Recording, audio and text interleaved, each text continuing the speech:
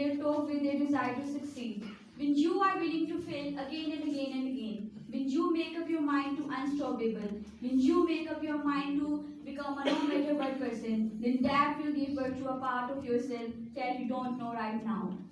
Imagine if you will be on your deathbed and standing around your bed, the ghost of the dreams, the ideas, the abilities, and the talents given to you by life, and that you, for whatever reason, you never went after that dream. You never went after those ideas, you never used those talents. And there they will be standing around your bed, looking at you with large angry eyes, saying, "We came to you, and only you could have saved us life, given us life. And now we must die with you forever." See, most people stop short of their dreams because of the rejections of life.